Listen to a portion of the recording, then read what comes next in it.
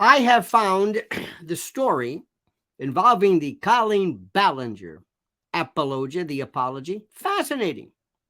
Fascinating. As a lawyer, and I'm watching this and I'm thinking to myself, boy, she needs some help here. Well, I'll let you read into that. But as far as the way you speak, how do you address something that you've done to the public, which is technically wrong, creepy, perhaps maybe illegal in some people's eyes? I'm not saying it is. But how do you apologize? Answer, not like she has. And this is a very important issue for everybody to learn, whether you're in politics, real life, in a relationship, whatever. I want to discuss this to you. We're going to be talking about this because this is fascinating. This is a chance to get something that's happening in real life and looking at the ramifications of it and what we can learn from it rather than break through each individual aspect and fact and what she should and should not have done. But first, let me remind you, as you know the drill, to like the video, subscribe to the channel, hit that little bell so you're notified of live streams and new videos. And also, our great sponsor at mypillow.com, promo code Lionel. With the best in sheets and pillowcases and towels and percales and you name it, with the promo code Lionel, you get a free gift. I know a free gift is tautological because a gift is free, but it doesn't matter. mypillow.com, promo code Lionel, and check out, you're not going to believe this, their number one seller, what they kill on? Slippers. Slippers. Indoor, outdoor, you can wear them with a tux, weddings, well, some weddings. mypillow.com, promo code Lionel. Now let's get down to brass tacks. First of all, when you are going before the world to apologize, what are you trying to do? Well, let's think about it in terms of an arraignment, or as one client of mine called it, an arrangement. And I've been a lawyer for 40 years now, and I have seen this. Believe me, I have seen this, and I have seen people make mistakes time after time. In real life, when somebody makes an accusation against you, you have to wait for them to make an accusation. I think we know the accusations made against her regarding inappropriate behavior, children, blah, blah, blah, whatever it is. By the way, remember, anytime you hear the word children and inappropriate, that's it. Now we're talking something that puts you at a whole different level. It's like misdemeanor to felony. So your apology has to be better. Now, you can do one of three things in real life. You can plead guilty. You can say, I did it. I admit to all of the well-pleaded allegations in the indictment, everything. I did it. I did it. I did it. Yes, yes, yes. Guilty, guilty, guilty. Then there's the not guilty. I deny. By the way, remember, not guilty doesn't mean I didn't do it. It means I deny it. You prove it. I'm not saying anything. In that admission, I'm doing your work for you. I'm telling you I did it. No worry, no need for proof. In a not guilty plea, you're saying, you prove it. I'm not saying anything. Not guilty. Not guilty didn't mean I didn't do it. And it also does it. On TV, they always say these things where he pled innocent, but he pleads innocent. It's not guilty. You prove it. You prove it. In actuality, it's the same thing, but not really. My favorite, which does not exist in the real world, but sort of, the nolo contendere plea, or no contest. Or as some of my clients call them, no context, no comment. My favorite is no conscience, which is one of my favorites. Now, what is she trying to do? Believe it or not, when I tell you what I'm about to tell you, in certain circumstances, not in criminal cases, not in certain things, but sometimes in real life, the best thing you can do that absolutely diffuses a situation is say, yep, I did it. I did it. Now that's step one. I did it. You saw this. I'm not going to lie to you. I did that. Next step. Do they want an explanation? Do they want you to explain why? That's interesting. What do you say? Why'd you do it? Stupid. By calling it stupid, you've just in essence relegated it to something that's a trifle, boneheaded. Ted Bundy never said, I did it, but you know why? I'm a boneheaded serial killer. No. Boneheaded, what are you going to do? I'm an idiot implies that it really wasn't that big of a deal. Nobody was hurt. I was stupid.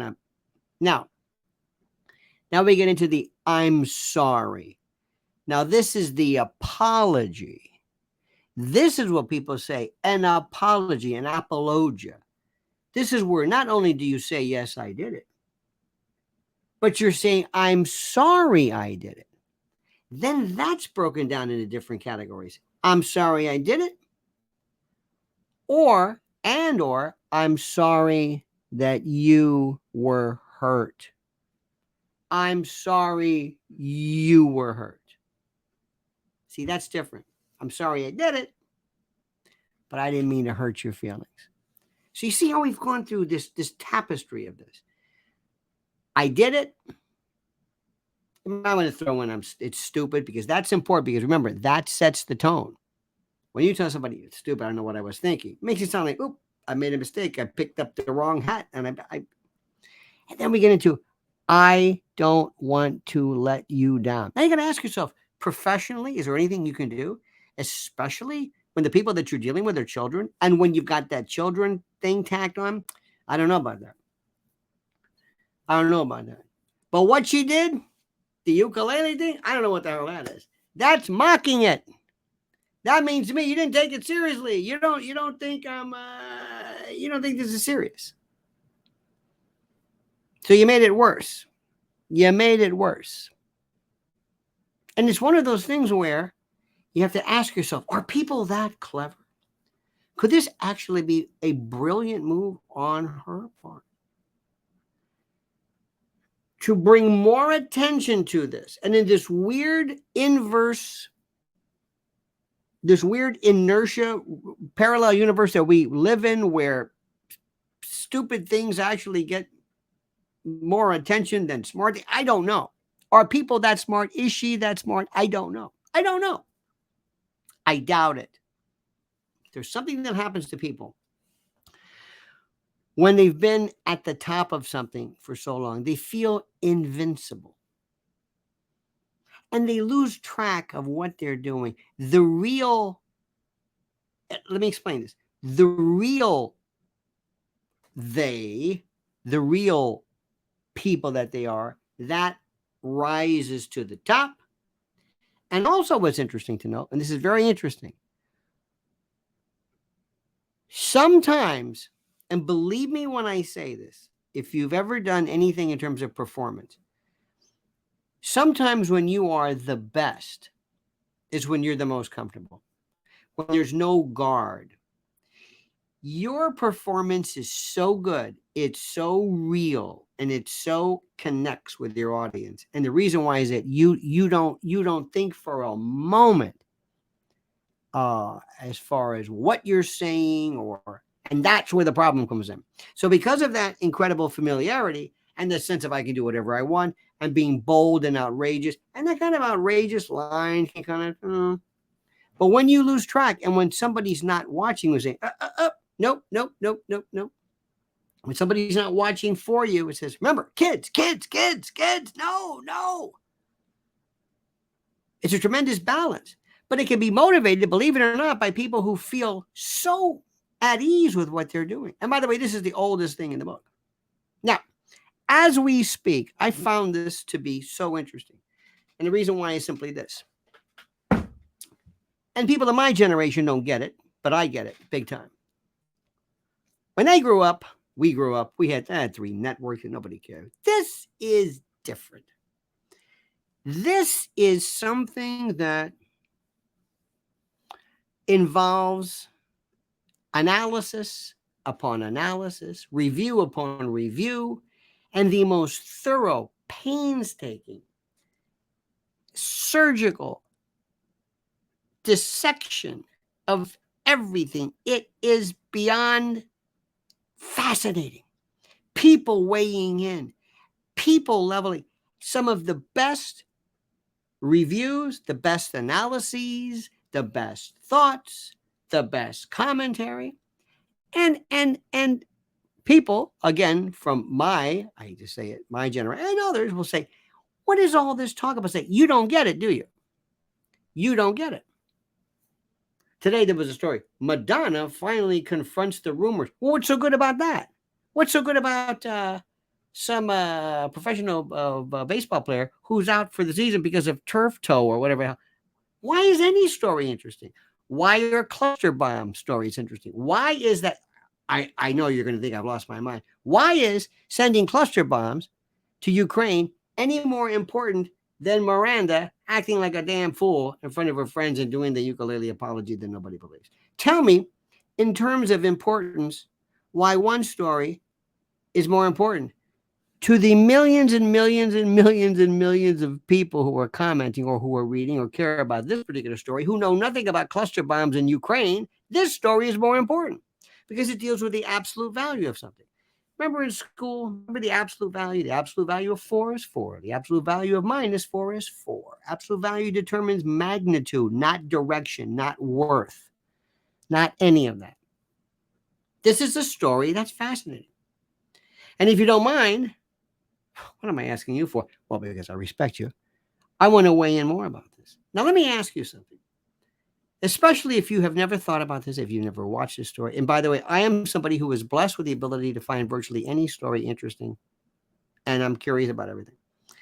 How should she have handled this? What should she have said? What did she do wrong? What was the most offensive to you? What did you, as an observer, either as a fan or not, as a parent or not, as a person, as a kid, as a whatever particular status on the demographic spectrum you enjoy, what was it about this that you thought was the most boneheaded?